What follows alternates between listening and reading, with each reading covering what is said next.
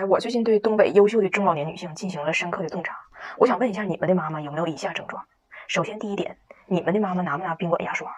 在这个领域，我妈在大中华地区肯定是拿过锦旗。酒店用品一把抓，横扫宾馆小牙刷。年过60伸手节，掏空一次性拖鞋。我前段时间不住酒店吗？我妈来看我。有一天我给前台打电话，我跟酒店说我要2副牙刷。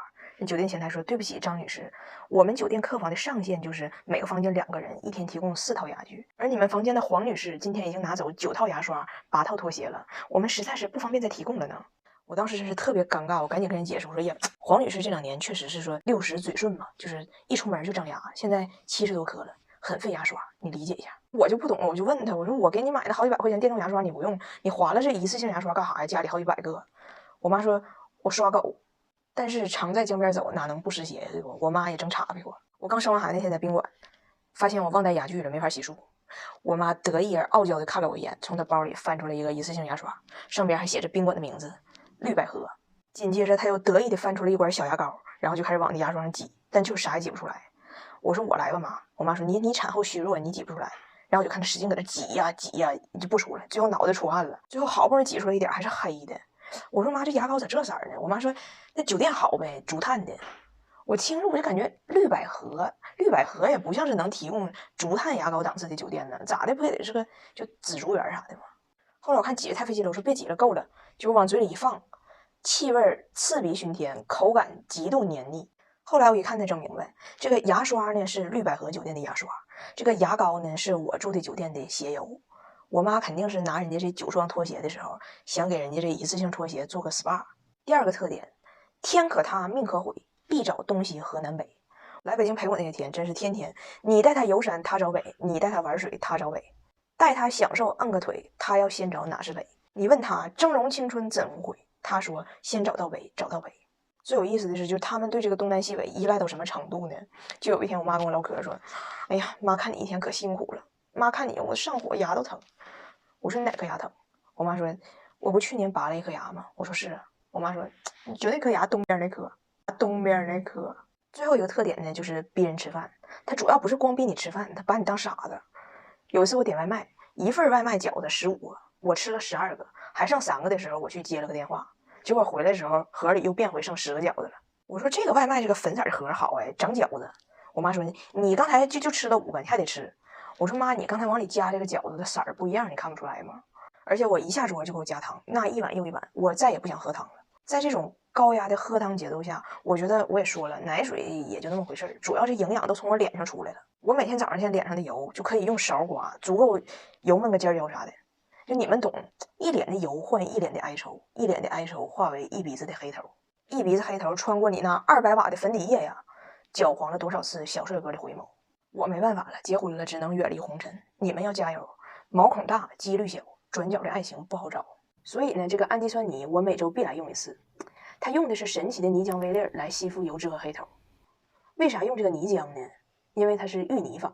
知识点啊，泥浆越细，清洁力就越强。这个泥浆细的像雾一样，能把皮肤里的脏东西都给薅出来。这里边有15种氨基酸，能快速渗透，给肌肤补水保湿，深层清洁，但是温和，没有刺痛感，不用担心上脸紧绷，就出现小时候被咱们的奶奶用劣质肥皂搓脸，就深层结大发了，给脸洗脆了，就嘴都不会张了那种感觉。用完之后，哎呀，感觉自己皮肤陷入了不了情，好像融化的冰激凌。很多孕妇、产妇啥的想做清洁，但是不放心成分，怕刺激。这个面膜温和无添加，没有致痘、致敏和孕妇不适应的成分，敏感肌也可以使用。这黑头刮的还挺解压。你们的母亲们是否也一边找着北，一边拿着牙刷呢？你们现在还做这种关于高考的噩梦不？我是经常做。高考过去11年了，但是我关于他的噩梦从未停息。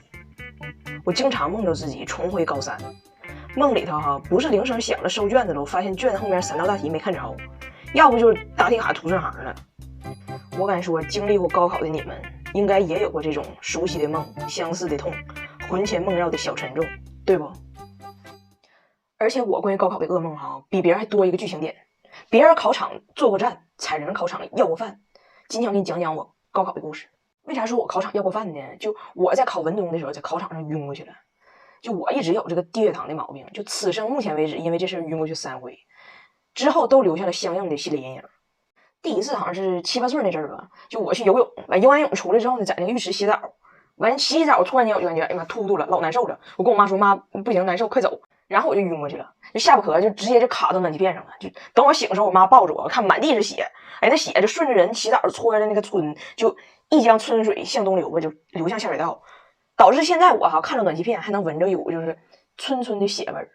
第二次是我初中的时候跟我爸去旅游，在一个景点有一个老长的石阶要爬，完当时我就有点爬不动了，完旁边有个京巴挑战我当时我寻思我腿再短我不比你京巴腿长吗？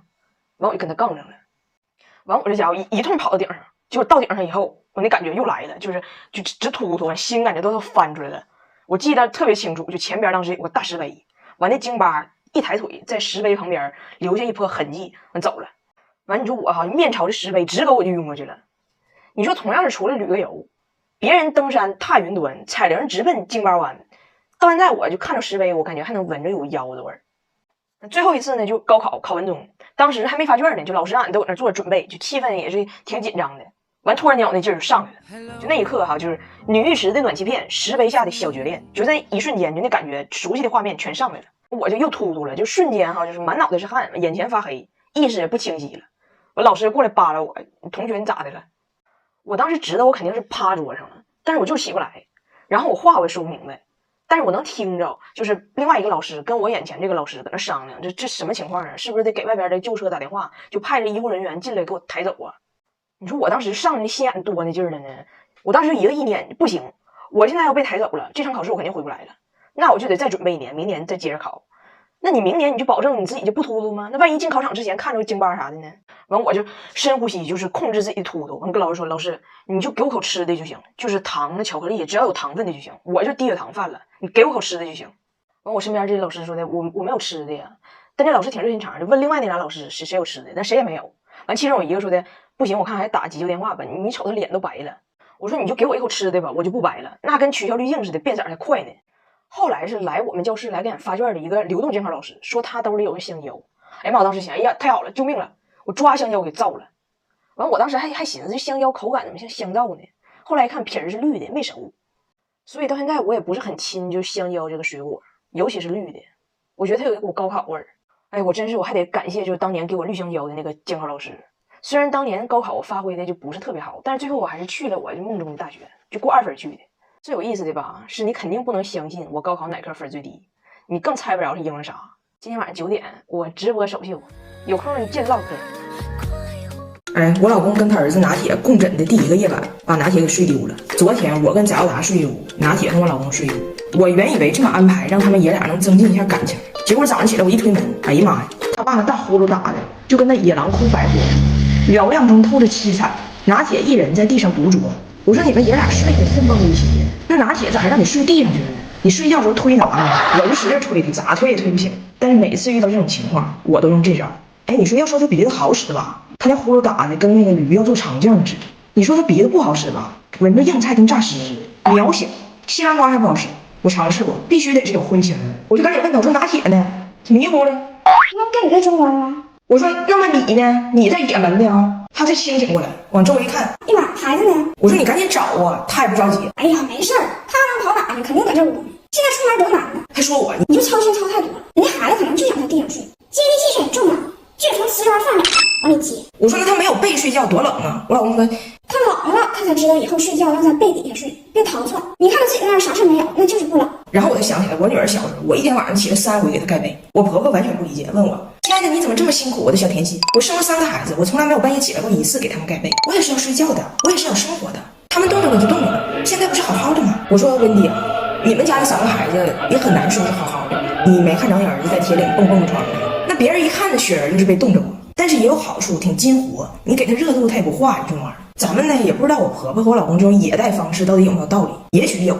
但是我一想到孩子晚上睡觉踢被乱动挨冻，我受不了。所以我当时媳妇选的是这款曼西的小红心睡袋。曼西一直做各种母婴产品，所以非常了解妈妈们的痛点。我不知道你们家小宝宝有没有这个问题，就晚上睡觉特别容易出汗。这个问题在天凉的时候最闹心，盖多了怕捂着，盖少了还容易着凉。这款睡袋呢特别有智慧，因为它在汗液只会单向的排出，不会堆积和反渗。你不信的话，我给你看啊。